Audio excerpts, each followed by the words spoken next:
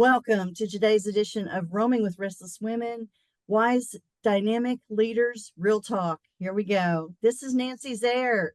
Nancy is the sales whisperer, and I'm so thrilled to have her on our program. Welcome, Nancy. Should I whisper my answer? Oh, that would be great. That would be great. Let me introduce you a little bit more, and then we'll find out a little bit more about why you are the sales whisperer. Nancy's called the sales whisperer because she's skilled at reading people's buying or personality styles using their photos and posts online. Ooh, that sounds a little intriguing there. Professional entrepreneurs hire her to turn 50% of their prospects into clients without being pushy or salesy. When you give her 3 or more of your favorite clients, she identifies their styles and creates your buyer persona, complete with a description and the exact words you should use to attract them. Nancy earned her PhD from Boston College, and she's a certified adult learning and sales training person, and she's the author of 7 books.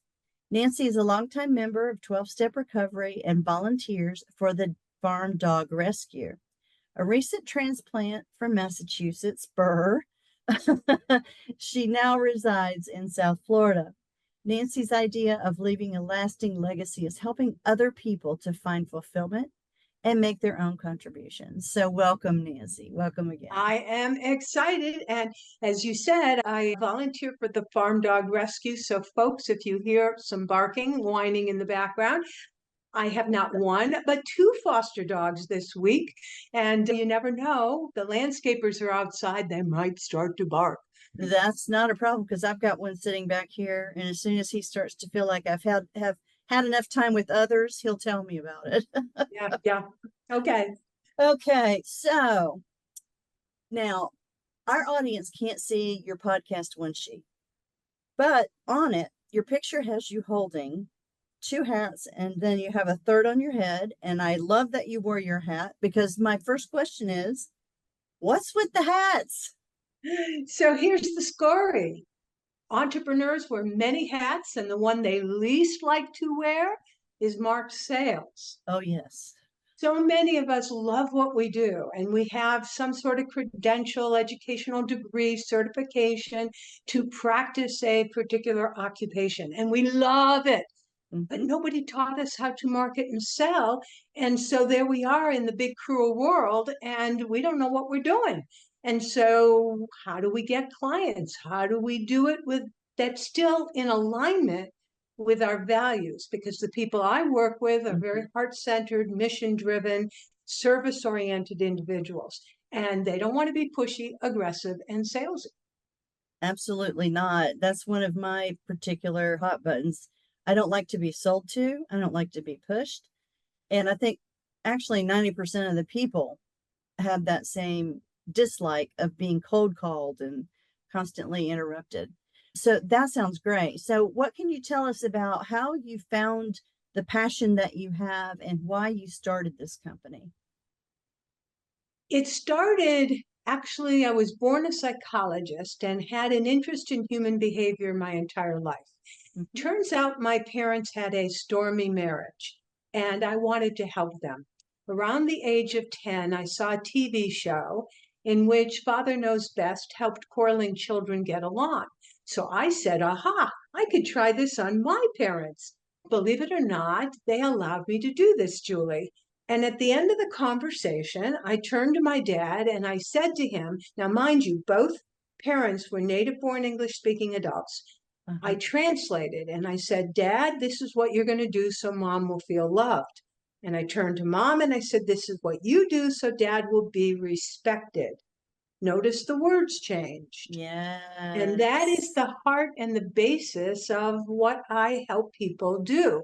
I help people make sales by speaking the language of the prospect.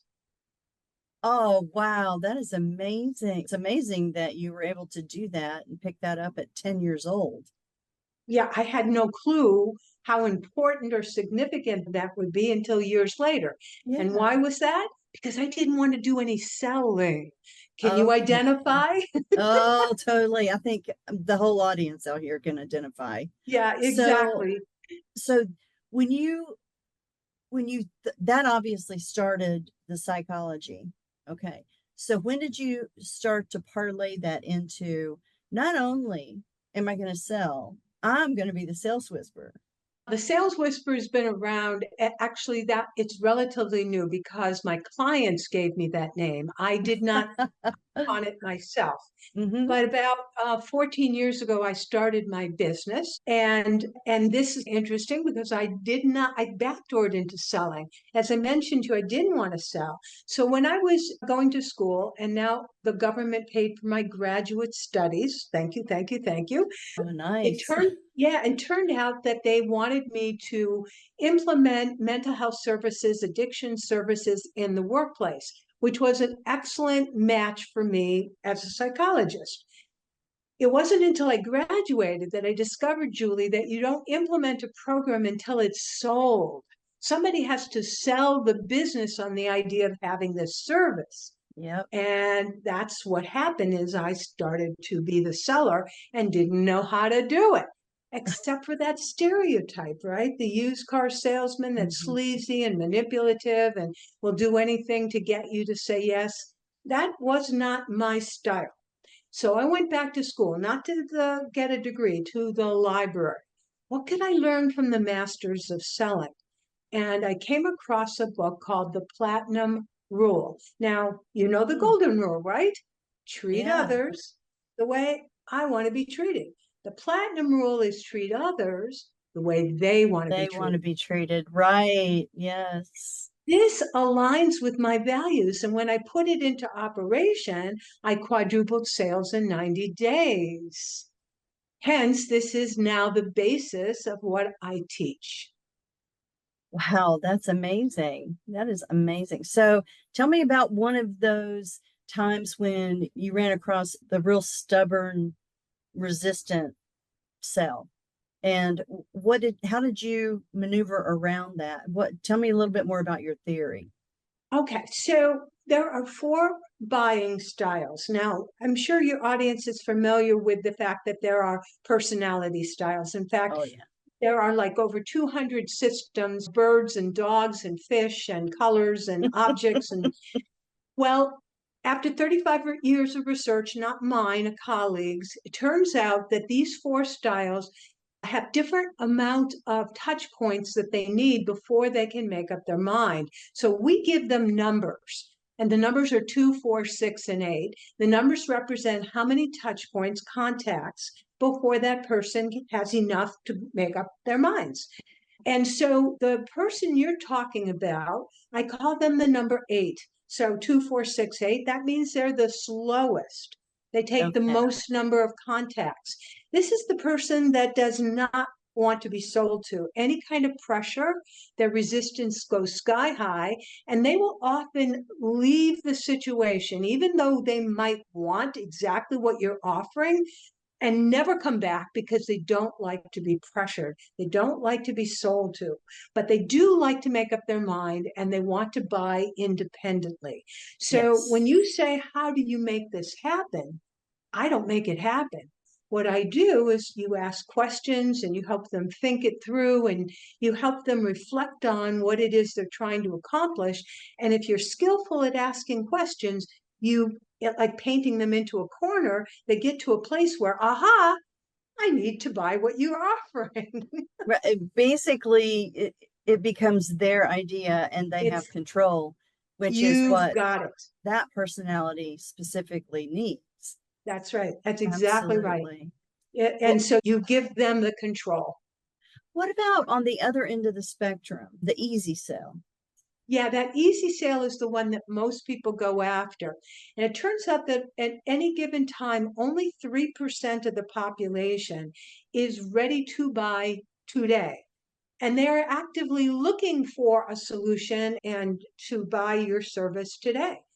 That means 97% needs to be nurtured and you need to have a follow-up and you need to build a relationship with them. So to go to that 3%, those Mhm. 3%, basically it's you don't want to give them details. You don't want to bog them down with information because they just want do it, when can it get done, and how much is it going to cost? And Exactly. So you play with them and you go with them at their speed because they want it done now, and you do not pass go, just give it to me. Wow. So when you say that you look at LinkedIn and you try to figure out what that, either they're a 2, 4, 6, or 8 based on their profile or other, tell me about that process, because I'm it glad seems you asked. interesting to me that you can do it without actually meeting the person, or at least to some degree. No, you actually can do it without meeting the person 100%, Mm, because there are so many clues that are in plain sight that will give us insight into someone's personality style. And those clues are their photo. Start with what they look like, how they dress, what accessories are they wearing or not wearing, the colors that they might have, the background behind them. Because most pictures, there's some background. So is it a yep. studio or is it an informal shot, and so forth. And then some of the other things that are very telltale signs are the words that they use. Now, you have to figure this out with a little bit of caution, because nowadays with AI, we have a lot of tools, including the fact we will hire copywriters who will write things for us. So how do you find somebody's authentic words? It often might be in that email or text message that is being exchanged. And it's absolutely in the recommendation section of their LinkedIn profile. You cannot ask AI or your assistant to write a recommendation. It's going to come from Ah. you. And so you look at recommendations they've given other people. That's right. Not the ones they're receiving, the ones Wow. they're giving, because what I value in you and why I am recommending you is something I value, period. Correct. And what I don't like maybe in you or how you behave is something I probably don't like about me as well. And it's certainly not, again, it won't be the criteria by which I make a buying decision. No. But if I start talking about how smart you are and you're strategic and you're knowledgeable, etc., that's one style of personality. If I talk instead about, oh, what a great person you are, and you're so compatible and you're a team player and we collaborated, those are very different values, right? Oh, very definitely. Yes, absolutely. Where do you put yourself in the list? We are all a combination of all four styles. Mm-hmm. Of the four styles, there's always one that's dominant, that tends to be the top one. However, in 70% of the population, 70%, we go between two styles. There is a social style by which we greet the public. And by the way, that may be the style that we want to present as a persona. When we do our websites and when we do our pages, we want people to see us in a certain way. However, the decision-making style might be quite different. Remember, I said Mm-hmm. 70% will go between two styles. How can you tell that they've changed style? Their vocal qualities change. If they were talking fast, they talk slower. If they were talking slow, they speed up. Their behaviors change. They're looking you in the eye, they stop looking at you. They're now looking somewhere else. These are some telltale signs that you're talking to a different style. So what is your style, your dominant style? My dominant style is I'm heart centered. I'm about people and I care about individuals and I want to make a difference in the world. I'm charitably minded. As you mentioned, I do Yeah, volunteer work. So it's all about serving others and doing something of significance. absolutely. I could tell that just from reading your bio for sure. So tell me a little bit about the single most important value, your red thread that threads throughout all of your past career as well as your current business, and what you hope that red thread will continue to be going into the future. I said it just a moment ago, it's service, it's serving others. Yeah. I want to help others. I especially would love to help people optimize their potential and for them to find fulfillment. So, yes, I'm all about service. The example when I talked about my parents and wanting to help them with their marriage, I've had a servant's heart since I was a child. Absolutely. So, what were some of the things that you have learned over the course of your career and building your business that you wish you'd known before you started? I'm going to use the word posture. Now, posture doesn't mean to stand tall and have a book on your head and be able to balance it. Posture is actually confidence that comes from within, but is manifested or shows outside. It's humility because you're not thinking that you're better than, but you know your value. And I remember years ago, Julie, I was at an educational program and I saw people come across the stage who had posture and they used that word and I didn't quite get it. I didn't know what they meant, Yeah, but I knew that it was something I wanted. I have it today and it is, so I wish I'd had it years ago. It would have made a big difference. So listeners, viewers, let me share with you, you need to love yourself from the inside. Don't look for the outside folks to tell you that you're valuable and worthwhile. It's an inside job. And if you've got a relationship with a higher power, draw your feelings from that higher power because God doesn't make junk. correct. Correct. Absolutely. And that is a hard lesson, particularly for young women or people who are marginalized. It's tremendous. It's a Let's huge just lesson use for the word me. woman, period, because even though we strive to be equal, most societies, women are still not, they're subjugated, right, to men Yes, in various ways. We still get paid less money than our male counterparts. absolutely. Okay, women's work in the home is not always valued, and yet this is the next generation that we're responsible for. So, Yeah. yes, we women, as young girls, we grow up and something shifts and changes when we reach the age of 10 or 11 or 12, and Mm. we start realizing how society views women. Absolutely. And I think some of that, unfortunately, in some situations comes from the relationship with male figures in your life early on, even. I know my dad absolutely adored me when I was in the pretty stages. And then he would adore my sister when she was in the pretty stages, that ugly duckling stage, 13, 14. It took a lot to get his attention. So I've looked back on that a lot and thought it wasn't his fault. It was just that was who he was. But it was like, oh, that definitely impacted me and made me lose a little confidence along the way. This It's is the reason I mhm, said don't look for outside validation correct. of your inside value. You've got to own it from within. And too many of us as women, we're socialized to see male goodies as something that validates and makes us feel good. Mhm. It's a lie, folks. You've got to own it for yourself. And it's easier said than done after years and years and years and years. Changing a thought habit, I call them thought habits first.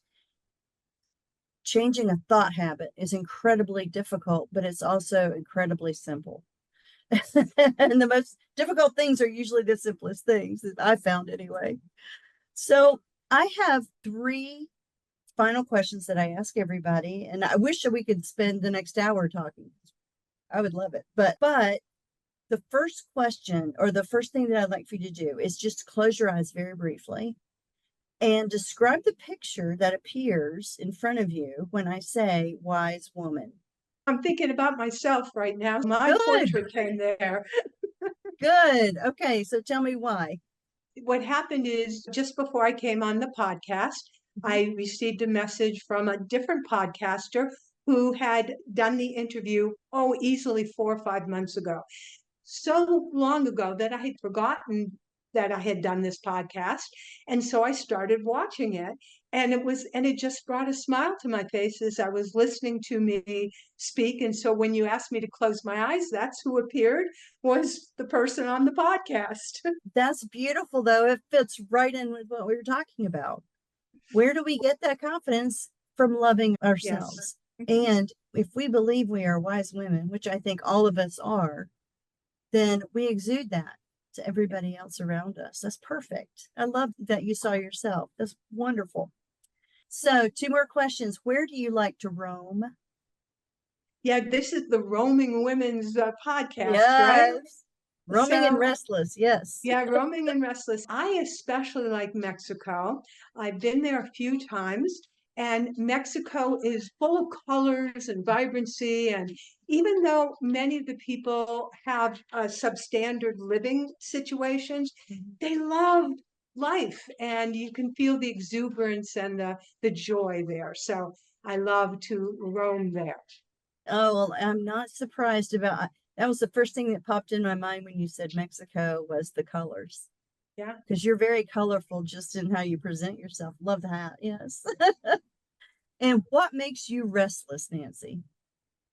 Restless, irritable, and discontent. It's your mind churning. It's having lots of ideas and maybe thinking, oh, I don't have enough time to get them all done, or maybe I don't have the skills or the resources to do all this stuff. Because yeah, I'm an idea generator, and yeah, so sometimes I think that's what makes me restless. Absolutely. I can totally identify with you there. So thank you so much for being on the podcast, for sharing your wisdom with us. I think that was beautiful. A lot of good nuggets there. And I know that people are going to want to know where to go to look at your books, as well as how could they get a hold of you if they'd like to talk with you about your services. So look at my books. It's an easy website to go to, Nancy Books with a plural books.link, and you'll Okay. find my books. But I love to connect with people on LinkedIn. That is my playground. Yes, I'm on Facebook. Yes, I'm on Instagram. Yes, I'm on TikTok and YouTube. But please, LinkedIn is where I like to play. LinkedIn is where you're going to find all the juicy information that I publish about 3, 4, 5 times a week. Perfect. That sounds perfect. I'm definitely going to link in with you for sure. And thank you again. All of the information, guys, that you need to find Nancy and to learn more about her and her work will be in the show notes. And we really appreciate your visiting and hearing with us. Talk to you soon.